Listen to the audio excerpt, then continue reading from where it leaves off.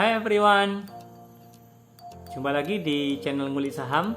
Di episode kita kali ini, mungkin sobat cuan semua ada yang bertanya, kalau gajinya lumayan besar, mungkin mudah gitu ya untuk bisa berinvestasi atau nabung.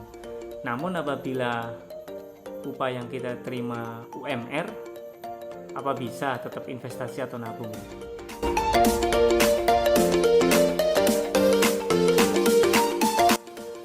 Ada beberapa tips agar kita yang mempunyai upah UMR tetap bisa berinvestasi atau nabung. Tips yang pertama, pay yourself first. Artinya bayarlah diri kita terlebih dahulu. Jadi nabung atau investasi itu kita posisikan di depan gitu ya, bukan nunggu gaji kita habis atau di akhir bulan. Nah, katakan kita mempunyai gaji 4 juta. Dari 4 juta ini kita analogikan nabung 250.000, kemudian investasi 250.000. Nah, ini harus kita keep dulu nih di depan. Kenapa? Karena dari uang 4 juta ini kita pasti banyak pengeluaran. Entah itu untuk kebutuhan sehari-hari, untuk beli bensin mungkin, dan seterusnya. Nah, mindsetnya mungkin sedikit dirubah gitu ya. Ketika kita perlu BBM nih, itu sebenarnya uangnya Pertamina gitu. Jadi bukan uang kita, karena gaji yang kita dapatkan kita buat beli bensin gitu ya. Kemudian beli kebutuhan sehari-hari dan seterusnya. Itu sebenarnya bukan uang kita. Investasi atau nabung itulah sebenarnya yang untuk kita gitu ya, untuk masa depan kita. Jadi tips yang pertama, pay yourself first. Tips yang kedua, simulasikan pengeluaran bulanan kita. Di Android sekarang kan sudah banyak tuh aplikasi untuk pencatatan pengeluaran bulanan. Nah, salah satu contohnya bisa menggunakan catatan keuangan harian. Nah, itu tinggal kita cari di Play Store, kita download, dan kemudian kita masukkan kolom-kolomnya, termasuk kita buatkan kategori-kategori pengeluarannya. Nah, misal nih dengan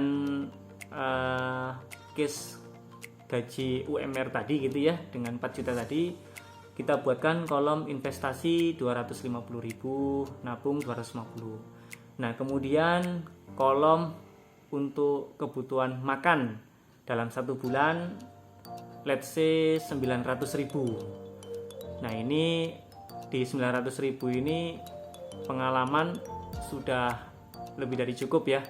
Jadi bukan yang versi menghemat banget, bukan yang foya-foya juga gitu ya.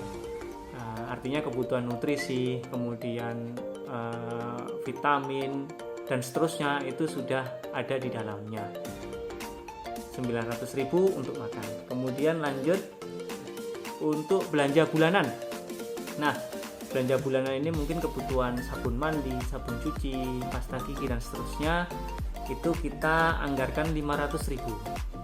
Kemudian untuk utilisasi listrik, kemudian air mungkin PDAM, kemudian tabung gas, bensin, pulsa dan seterusnya, itu kita anggarkan 800.000 sebulan. Kemudian lanjut untuk kebutuhan anak, bila kita sudah berkeluarga, katakan misalkan anaknya masih bayi gitu ya, kebutuhan beli diapersnya mungkin, atau susu formulanya, atau mungkin anak kita yang sudah sekolah untuk biaya sekolah bulanan. Nah, itu kita anggarkan 700.000 rupiah. Kemudian untuk jajan, nah ini juga kita anggarkan juga ya, untuk kebutuhan jajan bulanan sekitar 500.000. Dan yang terakhir, infak atau sedekah itu 2,5% dari penghasilan sebesar 100.000.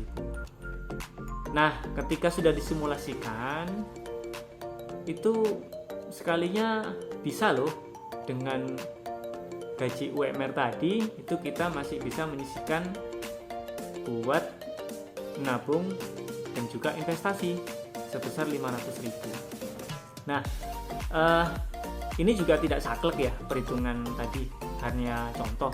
Nah, ini tergantung dari masing-masing sobat cuan semua nih, kebutuhannya seperti apa. Artinya budgetingnya ini sefleksibel mungkin. Apabila dirasa masih kurang, itu bisa disesuaikan, entah biaya makannya yang diturunkan sedikit, atau mungkin kebutuhan anaknya itu yang dinaikkan atau diturunkan. Itu tergantung dari masing-masing pribadi gitu ya.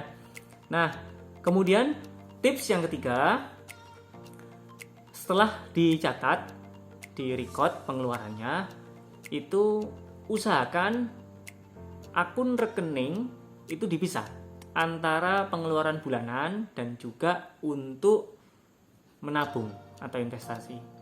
Karena pengalaman, apabila akun rekeningnya jadi satu, maka itu banyak lewatnya ya, banyak kepakainya.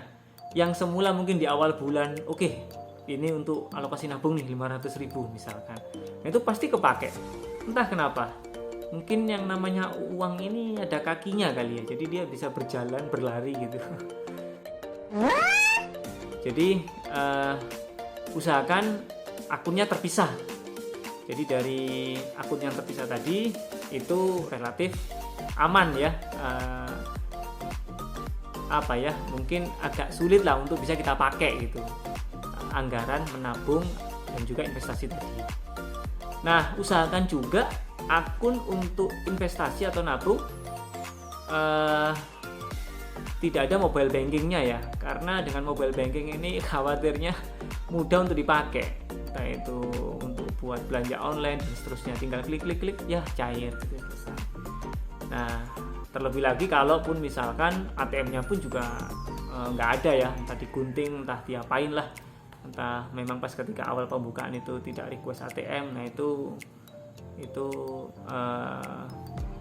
terserah sobat cuan semua ya. Penting diusahakan itu komit tidak dipakai atau tidak digunakan untuk pengeluaran ya, tapi minimal kalaupun ada ATM ya nggak masalah lah, yang penting itu tidak dipakai. Nah, oke. Untuk tips yang berikutnya, yang keempat, kalau seandainya dari sobat cuan semua merasa kok kayaknya masih kurang ketika dimasukkan di pos-pos tadi gitu ya, nah mungkin perlu dipertimbangkan agar sobat cuan semua untuk mencari side hustle, untuk mencari income tambahan di luar main job gitu ya, di luar pekerjaan utama kita. Nah, sekarang ini banyak, jadi mungkin bisa nyambi setelah pulang kerja atau pas ketika hari libur itu jadi ojol, mungkin ojek online, ataupun mungkin ada usaha kecil-kecilan sama temen ataupun sama keluarga, atau jual beli online. Nah, sekarang ini kan cukup mudah ya untuk memasarkan produk ya, tanpa kita punya toko itu udah bisa kita pasarkan, asalkan marketingnya itu bisa jalan di online gitu ya. Customer kita worldwide, bisa diakses oleh semua orang. Tips yang kelima, belilah barang sesuai dengan kebutuhan kita, bukan keinginan.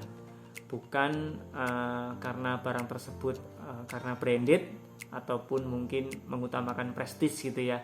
Kecuali kalau kita adalah seorang yang berkecimpung di satu profesi tertentu, mungkin fotografer. Nah, ini nggak masalah ya, kita beli perlengkapan yang sedikit mewah, sedikit mahal, namun barang tersebut memang untuk mensupport productivity kita, bukan barang yang nilainya itu semakin lama semakin turun. Oke, demikian 5 tips agar kita yang mempunyai gaji UMR tetap bisa menabung dan juga berinvestasi. See you next episode. Bye bye.